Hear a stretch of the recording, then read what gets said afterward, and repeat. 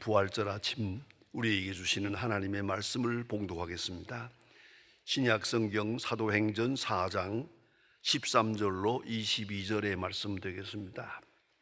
신약 성경 192면입니다. 192면 사도행전 4장 13절부터 봉독하게 됩니다.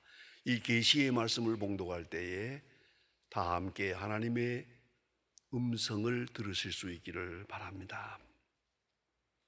그들이 베드로와 요한이 담대하게 말함을 보고 그들을 본래 학문 없는 범인으로 알았다가 이상히 여기며 또 전에 예수와 함께 있던 줄도 알고 또 병 나은 사람이 그들과 함께 서 있는 것을 보고 비난할 말이 없는지라 명하야 공회에서 나가라 하고 서로 의논하여 이르되 이 사람들을 어떻게 할까? 그들로 말미암아 유명한 표적 나타난 것이 예루살렘에 사는 모든 사람에게 알려졌으니 우리도 부인할 수 없는지라. 이것이 민간에 더 퍼지지 못하게 그들을 위협하여 이후에는 이 이름으로 아무에게도 말하지 말게 하자 하고 그들을 불러 경고하여 도무지 예수의 이름으로 말하지도 말고 가르치지도 말라 하니 베드로와 요한이 대답하여 이르되 하나님 앞에서 너의 말을 듣는 것이 하나님의 말씀을 듣는 것보다 옳은가 판단하라.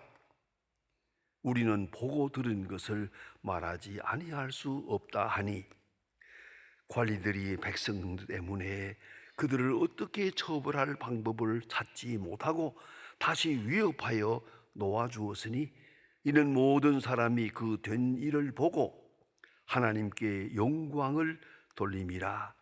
이 표적으로 나은 사람은 40여 세나 되었더라. 아멘.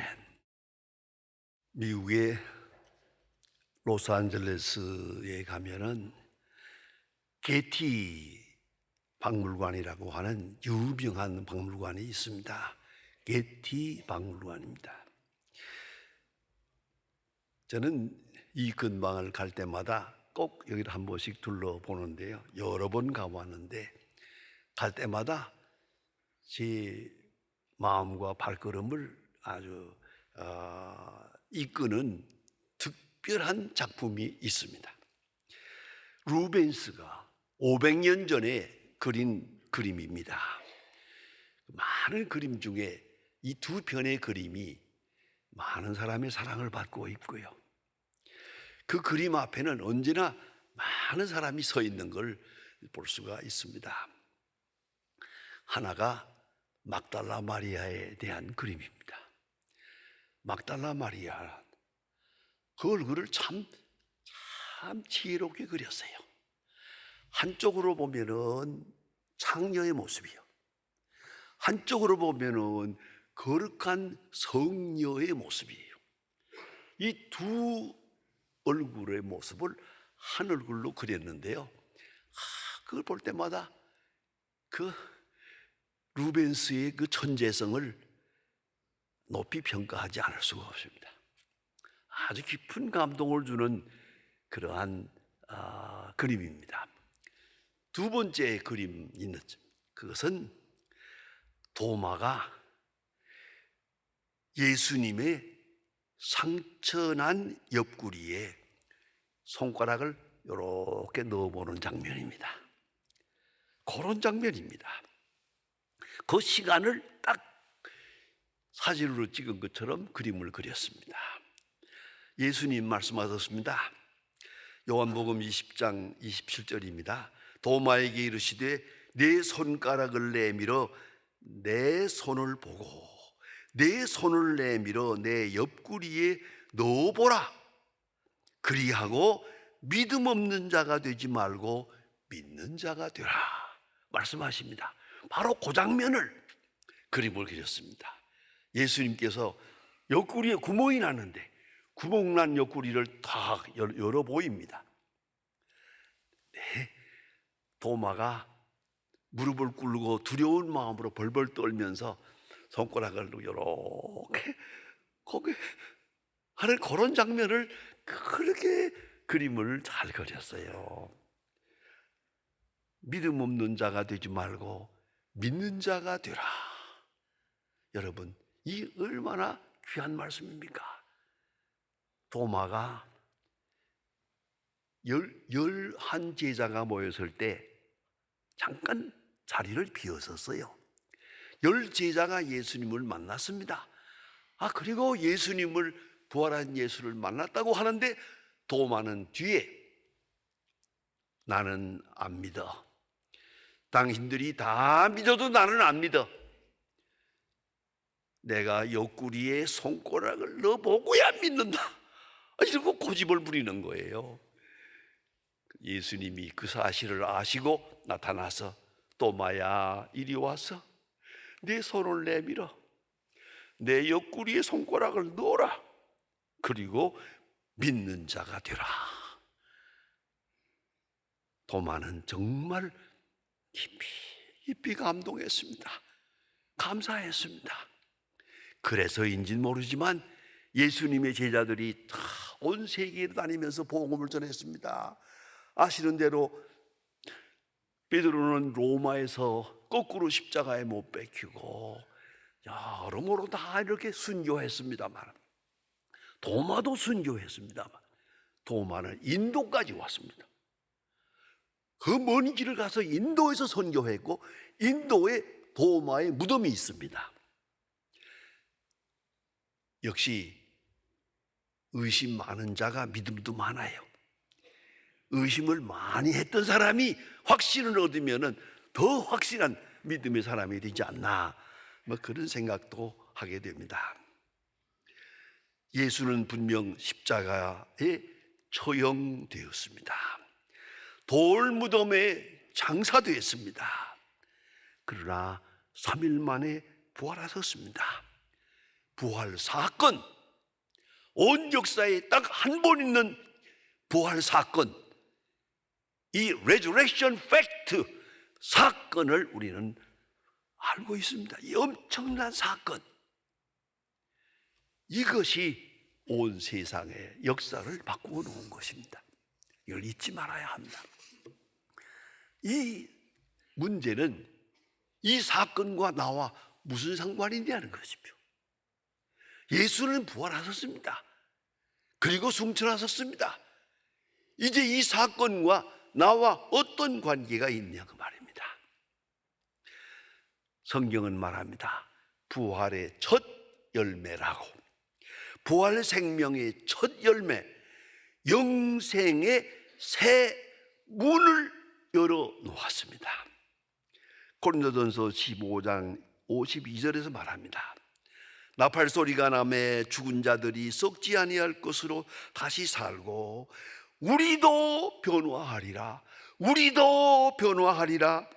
여러분, 예수께서 부활하셨습니다. 우리도 부활할 것이고 예수님께서 영화로 오신 몸으로 변화되었습니다. 우리도 그리스도와 같이 변화되리라. Christ-like personality, 이게 아주 중요한 것입니다. 그런데 다시 한번 생각해 봅시다. 부활은 죽은 다음에 오는 것입니다. 죽음이라는 과정을 거친 다음에 언젠가 오는 부활이에요. 그러면 현실은 어떻습니까? 오늘은 어찌 해야 합니까?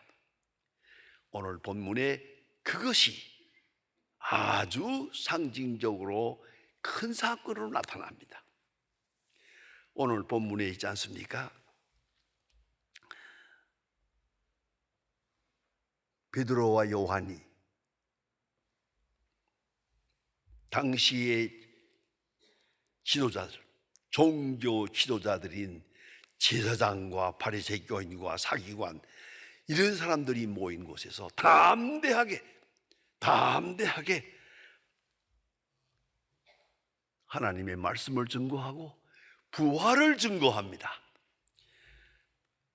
그래 오늘 성경 말씀이 아주 재미있게 말씀을 합니다.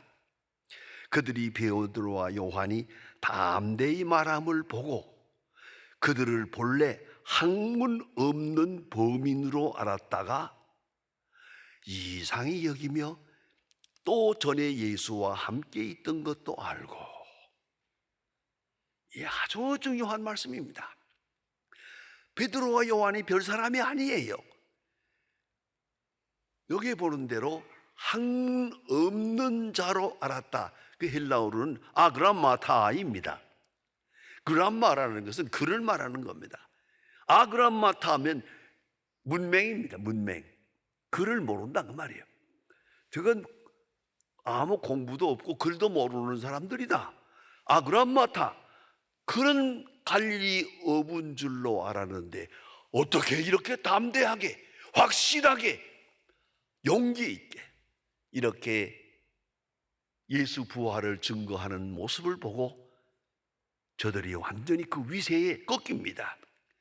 그리고 이걸 어찌할 수가 없어요. 이 용기, 이 담력, 이 활력, 이 생명력 무엇으로 막을 수가 없는 거예요. 그것이 오늘 본문에 나타납니다. 그러면 이 사건이 있기 위해서 바로 또 전 사건이 하나 있습니다. 그것이 바로 베드로와 요한이 성전에 올라가는 겁니다. 성전에 올라가다가 거기에 안전뱅이가 앉아 있는데 이 사람은 항상 거기에 앉아서 구걸하는 그런 아주 전형적인 거지거든요. 구걸하는 사람이에요. 베드로와 요한이 들어가니까 그저 습관적으로 구걸해 주세요, 구제해 주세요 손을 내미는 거예요. 그때 베드로와 요한이 하는 말입니다. 은과 금은 내게 없습니다. 그 말 끝에 아마도 이 안전뱅이는 이렇게 생각했을 거예요. 그래, 돈 없으면 그냥 지나가. 내가 당신에게 바라는 건 돈뿐이니까 돈 없으면 그냥 지나가라고 했을 거예요. 그때 부활하신 주님의 생명력이 역사합니다. 베드로와 요한이 말합니다. 은과 금은 내게 없어. 그러나 내게 있는 것으로, 내게 있는 것, 예수의 이름, 내 예수의 이름으로 명하노니 일어나라. 벌떡 일어납니다. 전 생각합니다. 어떻게 안진뱅이를 향해서 일어나라고 할 수 있는 용기가 있었겠냐 이겁니다. 어디서 온 지식입니까? 어찌 이것이 가능합니까? 저 안진뱅이가 바라는 것은 돈입니다.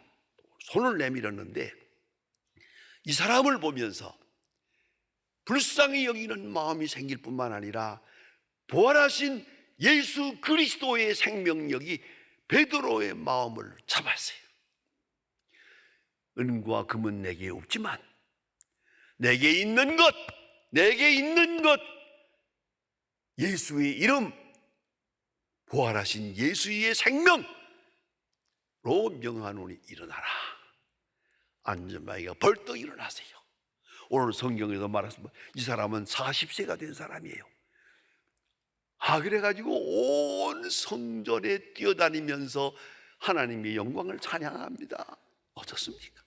놀라운 일이 아닙니까? 이 사건, 이것이 예루살렘 교회의 창립 기초가 됩니다.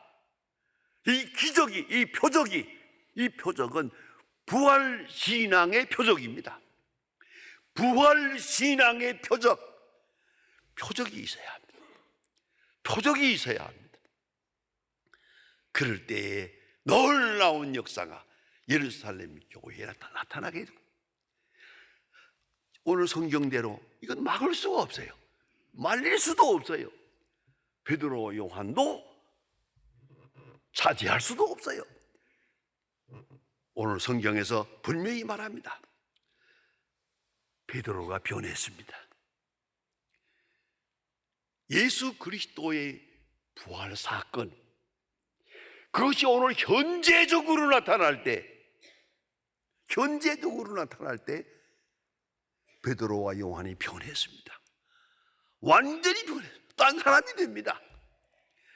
그 옛날 베드로가 예수님 재판할 때 저 뒤에 섰다가 당신이 갈릴리 사람이 아니요 할 때 예수를 3번이나 부인한 사람입니다. 비겁하게 나 예수 모른다고 예수를 저주하고, 이러한 비겁한 베드로가 어찌 오늘 여기 와서 아주 통쾌합니다. 하나님 앞에서 너의 말을 들어야 오느냐, 하나님 말씀을 들어야 오느냐, 너희가 판단하라. 굉장한 얘기입니다. 부활신앙의 표적입니다. 하나님 앞에 있다. 하나님 앞에 있다. 여러분 잊지 말아야 합니다. 골방에 있던 들에 있던 어디에 있든지 우리는 하나님 앞에 있습니다. 하나님 앞에 다 노출되어 있습니다. 하나님 앞에 비밀이 없습니다. 하나님의 능력 앞에 완전히 노출된 상태로 오늘 성경에서 말합니다. 통쾌한 말입니다. 하나님 앞에서 누구 말을 들어야 오르냐? 너의 말을 들을까? 하나님 말씀을 들어야 오를까? 여러분 굉장하지 않습니까? 하나님 앞에 있다고 하는 것, 하나님 앞에 내가 존재한다고 하는 것, 그것이 부활신앙의 표적입니다. 하나님 앞에 있어요. 그런가 하면 순교적 믿음, 사망을 이기는 믿음이 여기에 있습니다. 부활을 믿는 사람은 예수님의 부활을 믿을 뿐만 아니라 내 부활을 믿거든요. 그런 거로 죽음을 두려워하지 않습니다. 죽음을 피하지도 않습니다. 부활신앙의 표적, 그것을 현재적으로 경험하며 사는 사람, 능력의 사람이요, 사랑의 사람이요, 지혜의 사람이 되고, 겸손하고 온유한 사람이 되고, 믿음으로 승리하고 사랑으로 미움을 이기는 그런 사람이 되더란 말입니다. 부활신앙의 표적, 그 표적을 가지고 살아야 됩니다. 스데반의 얼굴이 천사의 얼굴로 같았다. 그것이 바로 부활신앙의 표적입니다. 부활신앙을 가지고 사니까 순교하고 돌에 맞아 죽으면서도 그 얼굴은 천사와 같이 되었다. 그럴 것입니다. 뿐만 아닙니다. 부활신앙의 표적은 윤리적으로 혹은 사회적으로도 나타납니다. 그래서 사도행전을 보면서 느끼는 게 뭡니까? 유무상통했다. 성경을 볼 때 깊은 감동을 줍니다. 내 것을 내 것이라 하는 자가 없더라. 우리의 것이요, 하나님이 주신 것 우리 나누어 써야 돼요. 나누어 먹어야 돼요. 우리의 것이지 내 것이 아니야. 하나님의 것이면서 우리의 것이에요. 그런 완전히 가치관이 바뀌는 거예요. 사람이 달라졌어요. 이기심과 정욕과 자기중심적인 고집 싹 사라졌어요. 이걸 알아야 합니다. 참 사랑 앞에는 거짓 사랑은 물러가게 돼 있어요. 참 사랑에 감격하면은 이기적인 생각은 다 물러나는 거예요. 내 것을 내 것이라고 하는 자가 없더라. 그래서 유무상통하는 역사가 나타나게 된 것입니다. 부활 사건, 이것은 물론 사후의 사건입니다. 그러나 현재적 사건입니다. 부활 신앙의 표적을 가지고 살아야 합니다. 부활은 역사적인 사건입니다. 그러나 이것이 신앙사건으로 내게 다가올 때 내가 부활신앙의 표적으로 살아가게 된다 하는 말입니다.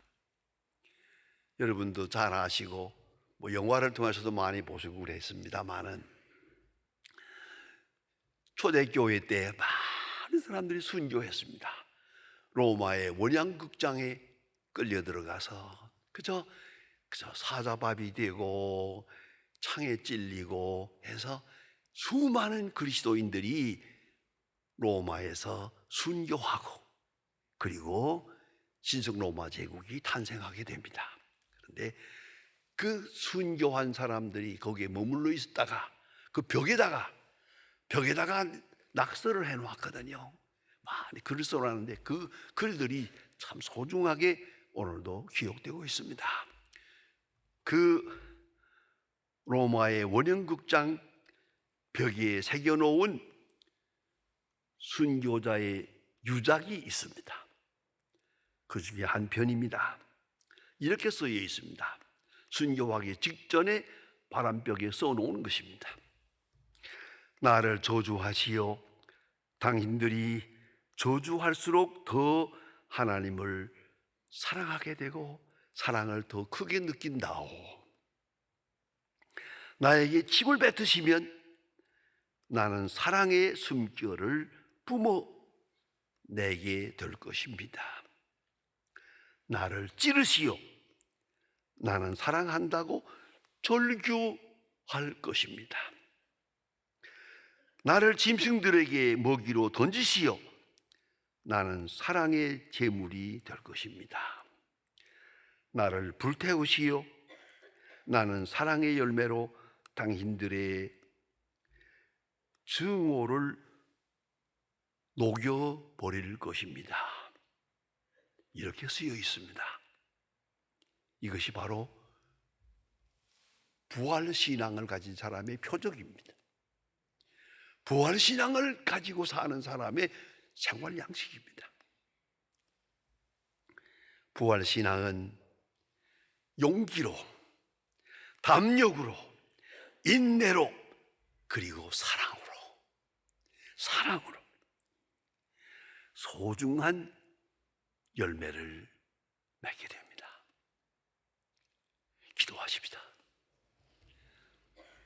하나님 아버지, 오늘도 이렇게 귀한 시간, 특별히 귀한 시간에 부활절을 맞게 하시고 부활절 예배에 참여하게 해주신 하나님 진심으로 감사합니다.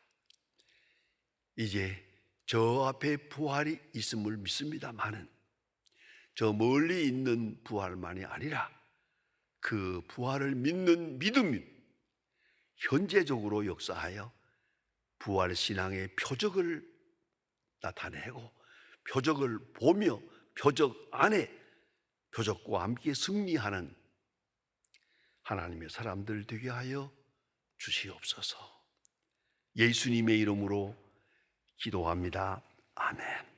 이 프로그램은 여러분의 미디어 선교 후원으로 제작되었습니다. 선교는 사명, 후원은 동역. 당신도 복음을 전할 수 있습니다. 선교 후원 02-6333-1003번